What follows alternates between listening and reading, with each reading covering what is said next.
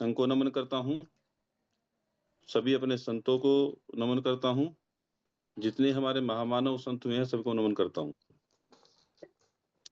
और 4 लाइन से Recording in progress. Concept की शुरुआत करता हूँ, क्योंकि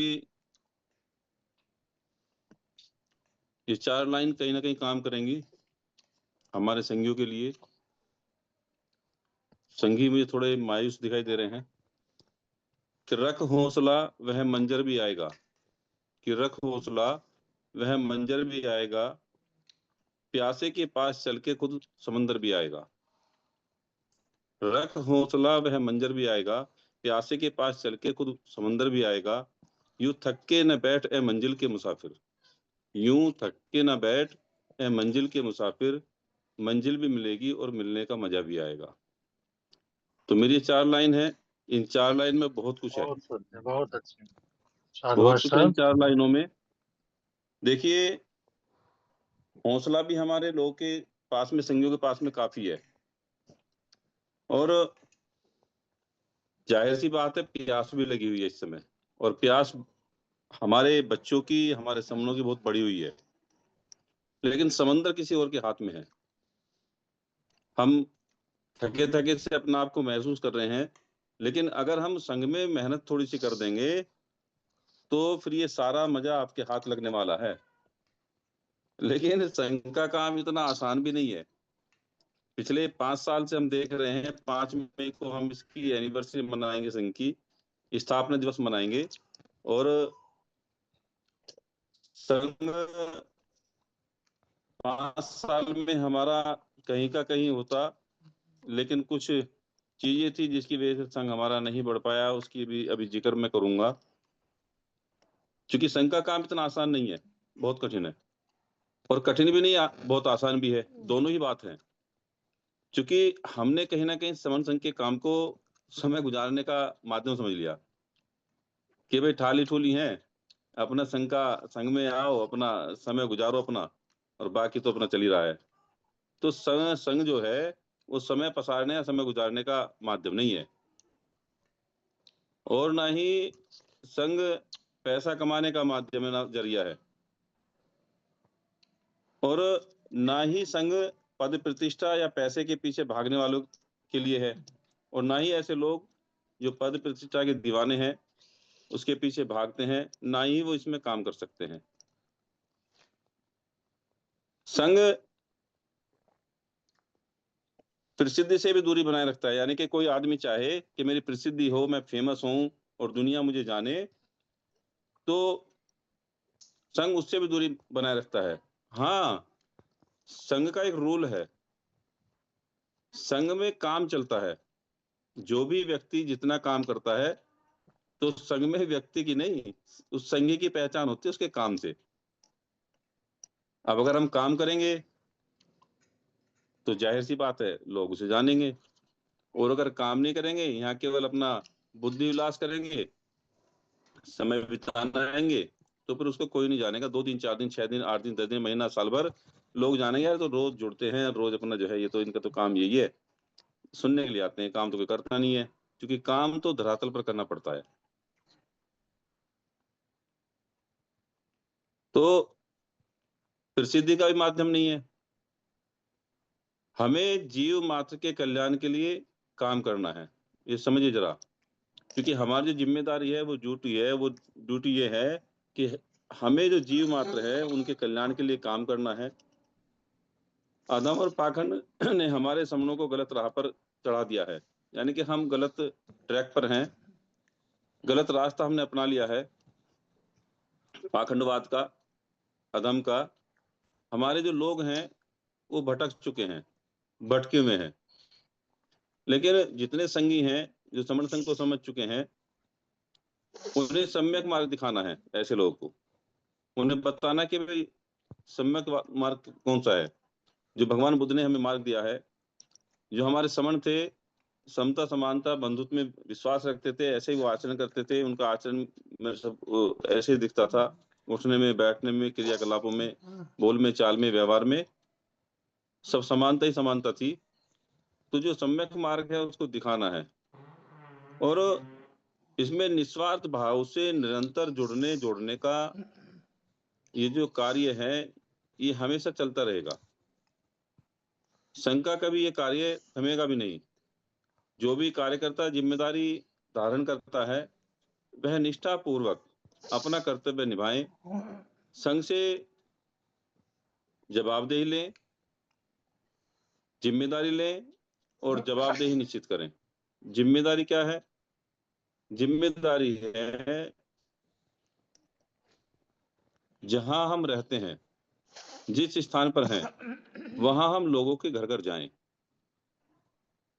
लोगों से मिलें, लोगों के साथ बैठे उठें और उन्हें संघ के बारे में बताएं।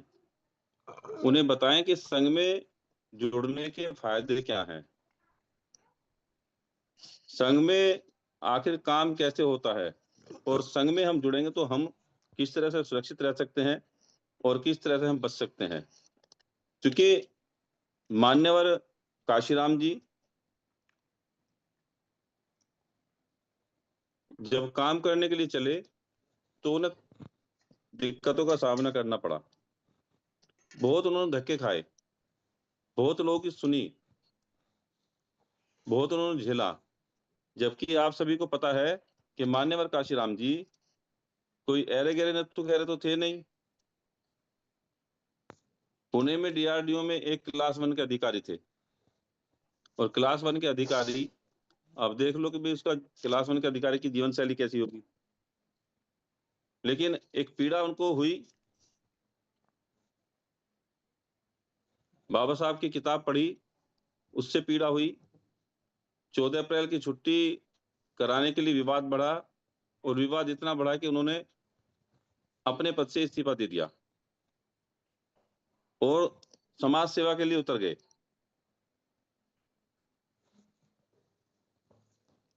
उसी दिन से उन्होंने ठान लिया कि भाई मुझे समाज की सेवा करनी है, और ये जो जितनी भी समाज में सब झेलनी पड़ रही हैं, उन सबको मैं एक दिन जरूर खत्म करूंगा।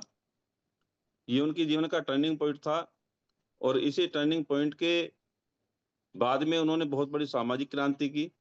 उन्होंने अपनी पूरी जिंदगी एक मिशन के रूप में लगाई। मिशन के रूप में उन्होंने काम किया, और काम कौन सा किया? जो हम पिछले अभी 5 साल से कर रहे हैं लगातार, वही काम किया। लेकिन हमारे में उनमें अंतर है। वो त्यागी पुरुष थे, उन्होंने समाज की पीड़ा को जाना, समझा, झेला, तो उनके अंदर दर्द पैदा हुआ, और दर्द इतना बढ़ा कि उनको नींद नहीं आती, फिर नींद नहीं आती थी फिर बिल्कुल भी, और वो बेचैन रहते थे। उन्होंने सोचा भाई मैं यहाँ रह करके अपने समाज का भला नहीं कर सकता, तो मुझे ये नौकरी तो त्यागनी पड़ेगी। घर छोड़ा, नौकरी छोड़ी, और अपने आप को बिल्कुल समाज के लिए दान कर दिया। उन्होंने हजारों किलोमीटर, अपने जीवन में हजारों किलोमीटर साइकिल से डोर टू डोर, वो कभी किसी के बड़े महलों में नहीं गए, कभी बड़े मंचों पे वो नहीं गए। चाहते तो जा सकते थे, लेकिन उन्होंने क्या चुना? उन्होंने चुने गांव। गांव के वो सभी गरीब लोग, वो सभी हमारे साथी, जो जिन तक हम नहीं पहुंच पाए, जिन तक हम नहीं पहुंच पाते थे। सबको ये लगता था कि भाई वहां जाकर हम करेंगे क्या, उन्हें बताकर करेंगे क्या। तो उन्होंने अपना दिमाग लगाया कि भाई मैं हर घर तक हर घर तक पहुंचूंगा, और उनको इस समाज के दर्द के बारे में बताऊंगा, सबको इकट्ठा करूंगा। और उसी के जरिए उन्होंने एक बहुत बड़ी सामाजिक क्रांति की, लोगों को जगाया, लोगों को इकट्ठा किया। बहुत सारे लोग, बहुत सारे साथी हमारे हैं जिन्होंने उनके साथ में काम किया, बहुत मेहनत की, और उसका रिजल्ट भी आया। उन्होंने बताया लोगों के बीच में जाकर कि भाई 85 और 15 का अंतर क्या है, ये फंडा क्या है, आखिर 85% की हालत क्या है और 15% इस देश की किस तरह से मलाई मार रहा है। घर घर गए, मीटिंग्स लगाई, कैडर दिए और कार्यकर्ताओं का निर्माण किया, कार्यकर्ता बनाए, और कार्यकर्ता बनाए तो कारवा बढ़ा, और कारवा बढ़ा तो इतना बढ़ा कि 4-4 बार आपको इस प्रदेश में सरकार दी। पूरे देश में जो पार्टी बनाई उसको राष्ट्रीय दर्जा दिया। ये उनकी अपनी मेहनत थी, ये उनका अपना, उनकी तपस्या थी। लेकिन क्या हम पिछले 5 साल में उनसे कुछ सीख पाए, उनसे कुछ ग्रहण कर पाए? बिल्कुल नहीं कर पाए।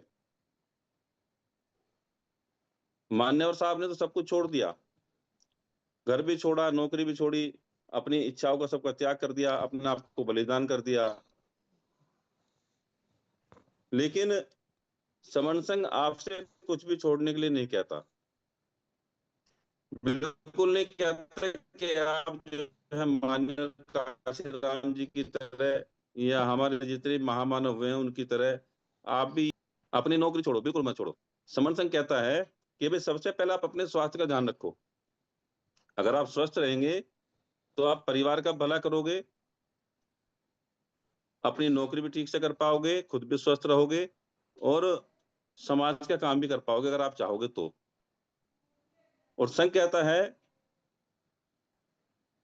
कि भाई सबसे पहले अपना स्वास्थ्य का ख्याल रखो, दूसरे नंबर पर अपने परिवार का ख्याल रखो और तीसरे नंबर पर अपने रोजगार। इन तीनों चीज के बाद में, इन तीनों चीज के अलावा जो भी आपके पास में समय बचता है उसको आप पे बैक टू सोसाइटी के रूप में संघ को दें, संघ में काम करें। चाहे आपके पास में 1 घंटे का समय मिलता है आपको, चाहे आपको 8 दिन में 1 दिन रविवार का दिन मिलता है, शनिवार का दिन मिलता है, जब भी जितना आपको समय मिलता है आप यहाँ पे बैक टू सोसाइटी के रूप में अपने समय का दान दें।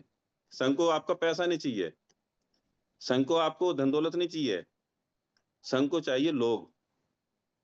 और वो लोग किसके द्वारा आएंगे? वो लोग हमारे अपने द्वारा आएंगे, क्योंकि व्यक्ति को खुद को काम करना पड़ता है संघ में, तब संघ बनता है। जो संघी समन संघ को प्राथमिकता पर रखते हैं, यानी कि प्रायोरिटी के रूप में फर्स्ट प्रायोरिटी रखते हैं, उनके लिए समन संघ सर्वोपरि है। यानी कि उनके लिए घर का काम, बाकी काम बाद में है, करते सारे काम है लेकिन पहले संघ का काम है। अगर एक संघ का आदेश आया तो सबसे पहले हाजिर रहते हैं और सबसे पहले उनको अपने संघ का काम करना, क्योंकि उन्हें पता है कि संघ है तो हम हैं और हम हैं तो ये सब पूरा समाज है।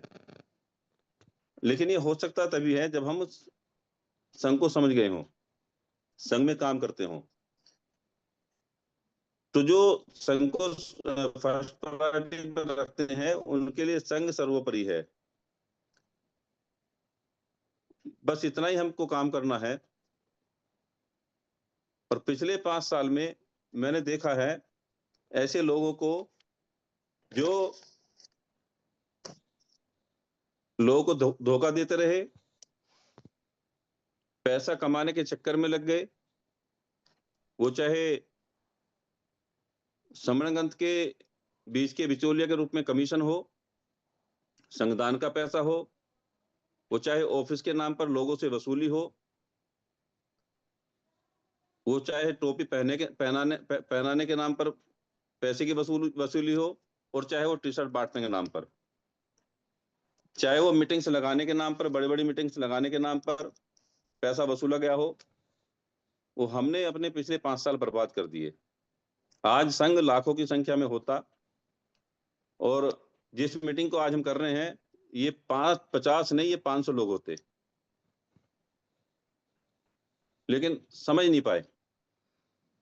ऐसे लोग आपको और भी मिलेंगे जो संघ का मालिक बनेंगे और वो कहेंगे कि भाई संघ का मालिक मैं हूं, मेरे अनुसार तुम्हें चलना पड़ेगा। जैसा मैं कहूंगा आपको वैसे ही चलना पड़ेगा, जैसा मैं आदेश दूंगा वैसे ही आपको मानना पड़ेगा। और आपको ही नहीं, आप और हम तो साधारण संगी हैं। जो समण संघ के संत हैं उनको भी उस व्यक्ति के अनुसार ही चलना पड़ेगा। वो कहेंगे, वो व्यक्ति कहेगा तो संत उठेंगे, और वो व्यक्ति कहेगा तो संत बैठेंगे। वो व्यक्ति कहेगा कि भाई खाने में आज आपको ये खाना है, तो वो संत हमारे वही खाएंगे। जहां कहेंगे वहां जाएंगे, जहां नहीं कहेंगे वहां नहीं जाएंगे। यानी कि जो समण संतों का क्राइटेरिया है, वो भी एक व्यक्ति तैयार तैयार करता है, क्योंकि संघ तो वो है नहीं, एक व्यक्ति का संगठन है। इन लोगों ने 5 साल तक बर्बाद हमारे बहुत कीमती से हमारा सहयोग किया है, और संघ का नुकसान क्या है, पूरे समाज का नुकसान क्या है।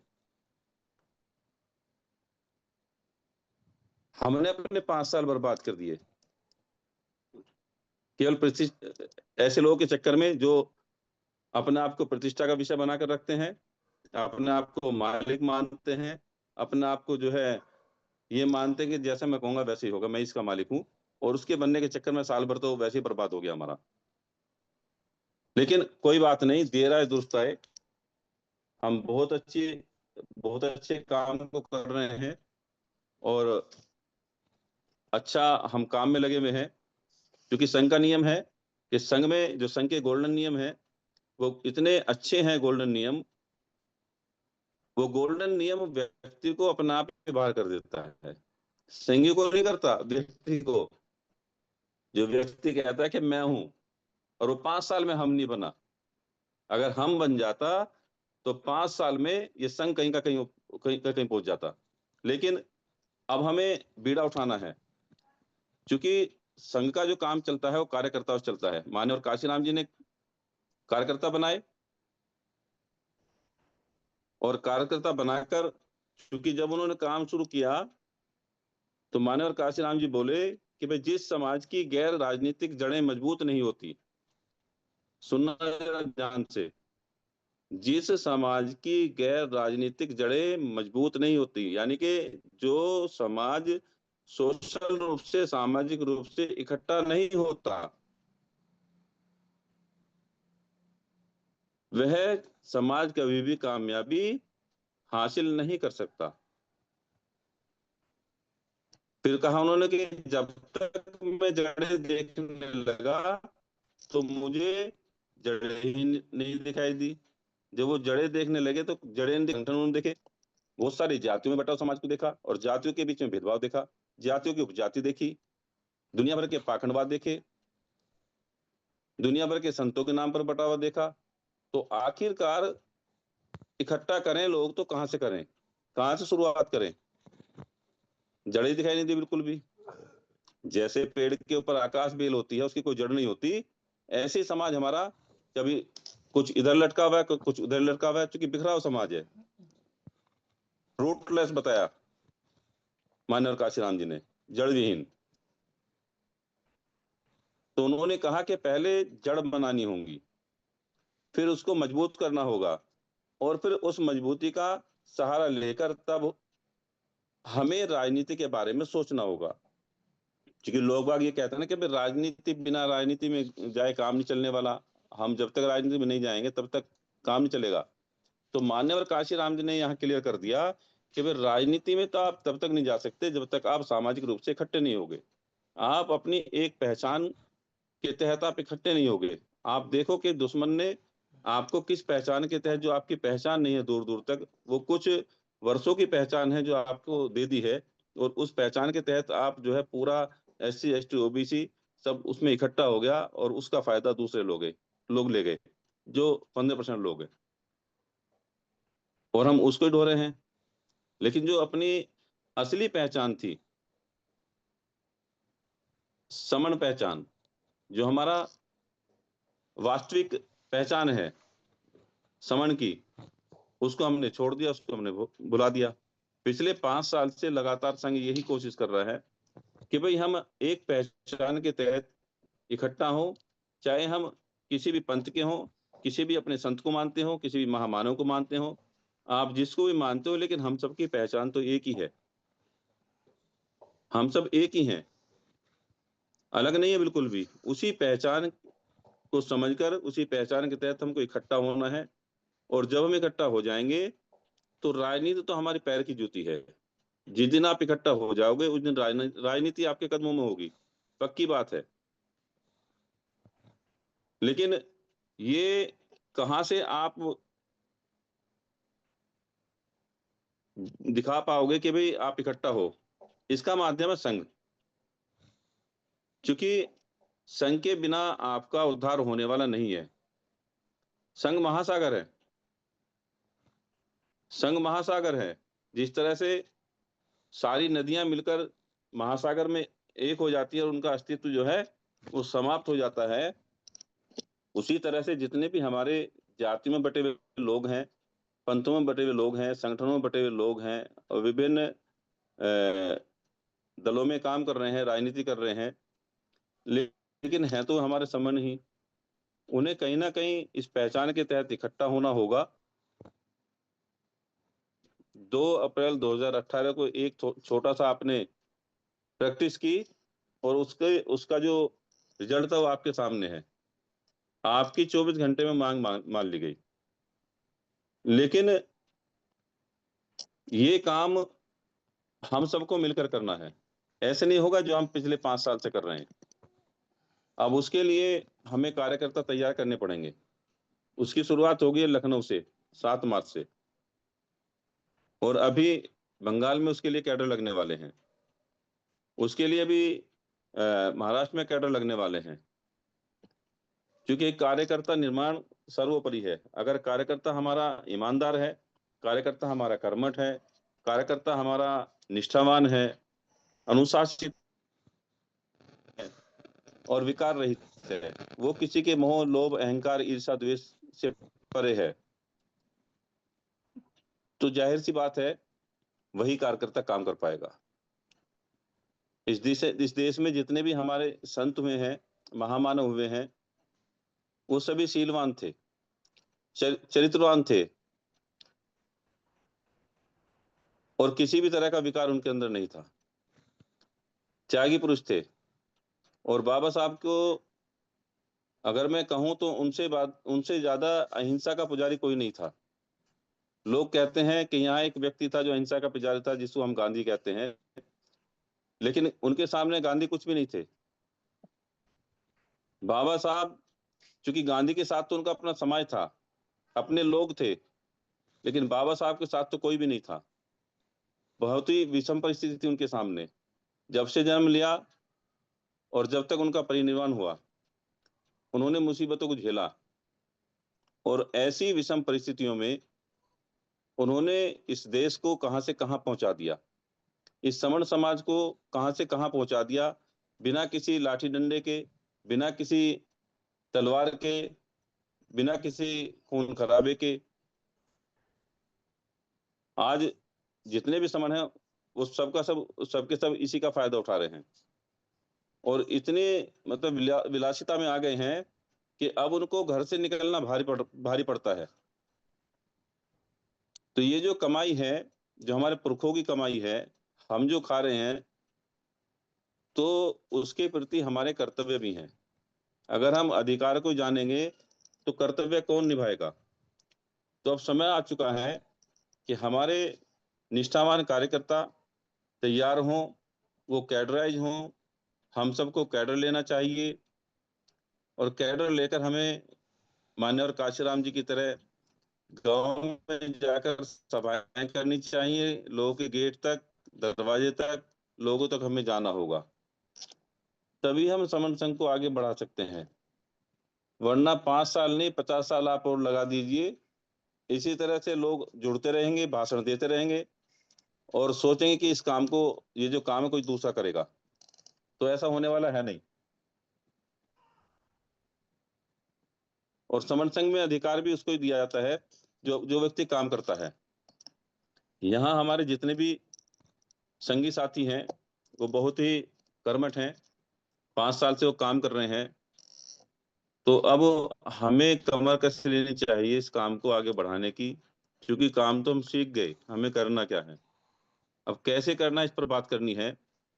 तो हमारे जितने भी संगी हैं, हमारे जितने भी लोग हैं संघ में आते हैं, यहाँ जुड़ते हैं, जो लोग उनको जोड़ते हैं, फॉलो अप में लोग उनसे बात करें अगले दिन कि सर आपको संघ कैसा लगा, कॉन्सेप्ट कैसा लगा, और उनसे बात करें। बात करने के बाद संघ को समझाएं, कहीं कोई दिक्कत है तो उनके सवालों के जवाब दें, संतुष्ट करें, और उन्हें बताएं कि भाई संघ में तो सभी को काम करना पड़ेगा, हमें भी करना पड़ेगा, हमारी औलाद को भी करना पड़ेगा।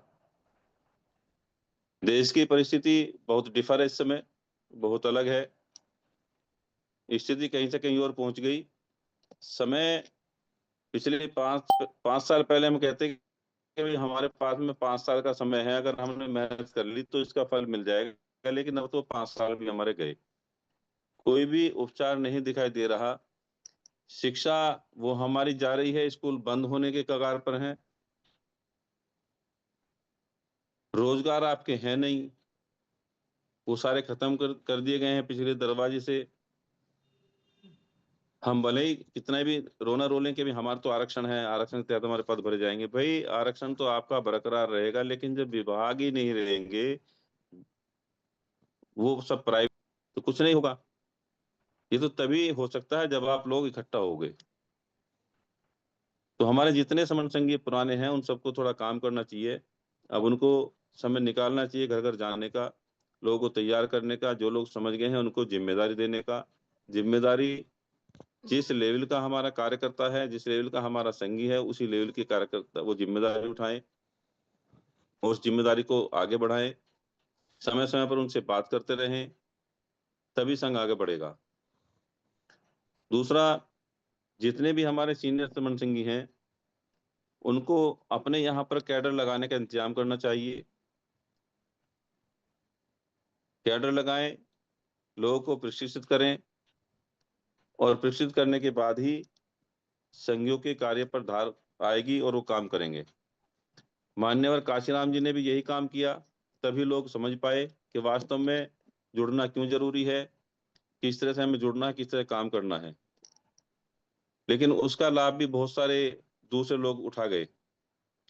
मान्यवर काशीराम जी को बाहर कर दिया और खुद रजिस्ट्रेशन कर लिया, और करने के बाद में उसका उन्होंने बहुत लाभ उठाया। लेकिन जो उस समय के पुराने संगी हैं, जो पुराने कार्यकर्ता थे, वो आज भी काम करते हैं, हमारे संघ में काम करते हैं। तो मैं चाहूंगा कि सभी लोग संघ में काम करें, ज्यादा समय में नहीं लूंगा। दूसरा, संघ का प्रचार प्रसार अधिक से अधिक करें, क्योंकि सोशल मीडिया हमारे पास में एक ऐसा माध्यम है जो हर व्यक्ति के हर हाथ में है। मोबाइल हर व्यक्ति की जेब में है, चाहे वो कितना ही गरीब हो, चाहे कितना अमीर हो। हाँ, अमीर और गरीब के हाथ में मोबाइल तो है, उसमें बस थोड़ा लेवल का अंतर होगा, लेकिन जितने भी उसके आइकॉन है, जितने भी उसके सिस्टम है, वो सारा सेम काम करते हैं, चाहे व्हाट्सअप हो, चाहे फेसबुक हो, इंस्टाग्राम हो, और चाहे वो टेलीग्राम हो, चाहे और माध्यम हो। तो हम उनका भरपूर रूप से लाभ उठाएं। अपनी डीपी पर समन सिंह की डीपी लगाएं। दूसरा, अपनी स्टोरी पर समन सिंह की स्टोरी लगाएं। तीसरा, छोटी छोटी वीडियो बनाएं समन सिंह की ओर से, और वो उन पर फेसबुक पर या फिर जो है इंस्टाग्राम पर लगाएं। अपने घरों के बाहर समन संघ का प्रचार प्रसार करने के लिए समन लिखें, अपने नाम के आगे समन लगाएं। जहां भी जाएं वहां समन का प्रचार प्रसार करें, अपना समन संघी होने का इंट्रोडक्शन दें, तभी हम समन संघ को ज्यादा से ज्यादा बढ़ा सकते हैं। जितना समन संघ का साहित्य है उसका ज्यादा से ज्यादा हम प्रचार प्रसार करें, लोगों तक पोस्ट बनाकर भेजें, व्हाट्सएप पर डालें, इंस्टाग्राम पर डालें, और आपका टेलीग्राम पर डालें। हम जितना प्रचार प्रसार ज्यादा करेंगे उतना ही ज्यादा से ज्यादा हमारा संघ बढ़ेगा। तो मैं इसी के साथ अपनी वाणी को विराम देता हूं, और सबसे एक गुजारिश करता हूं, क्योंकि संख्या हमें बढ़ानी है, और संख्या जब बढ़ेगी जब हम एक अच्छे कार्यकर्ता बनेंगे, आज एक अच्छे काम करने वाले बनेंगे, हमारे अंदर संघ के प्रति निष्ठा होगी, अनुशासन होगा, और हम काम करने के लिए कर्मठ होंगे। तो ये जो संघ है, ये संघ तभी बढ़ेगा जब हम इसमें और मेहनत करेंगे। तो सभी लोग कल से इसमें एक एक दो दो संख्या और बढ़ाएंगे, और संख्या ऐसा नहीं है कि आज बढ़ा ली और कल उसकी छुट्टी, स्थायी रूप से संख्या बढ़ाएंगे। और प्रण लेंगे कि हम डेली एक व्यक्ति को जोड़ेंगे, एक एक करके सागर भर जाता है, घड़ा भरता है। तो ये हमारा पोर्टल भी बहुत जल्दी 500 तक पहुंच जाएगा। 5 मई को समर्थन संघ का स्थापना दिवस मनाया जाएगा। उस दिन के लिए हमें पूरी मेहनत करनी है और ये संख्या हमें 500 तक पहुंचानी है। उस दिन केवल हम समर्थन संघ के स्थापना दिवस की बात करेंगे, सभी लोग अपने विचार रखेंगे। तो उस दिन के लिए अभी से मेहनत पे लग जाए, क्योंकि समय नहीं है। आज 28 तारीख हो गई, 5 दिन हमारे पास में शेष हैं। हम अपनी लिस्ट बनाए और अभी से काम पर लगे कि हमें कितने लोगों को यहाँ लेकर आना है और हमें किस तरह से 500 की संख्या यहाँ पूरी करनी है 5 मई को। तो धन्यवाद सर, मुझसे कोई गलती हुई हो तो मैं संघ से क्षमा चाहता हूँ, क्योंकि समय भी हो रहा है, 9:35 हो गए। संगनवामी संगनवामी संगनवामी, संघ मुझे माफ करे।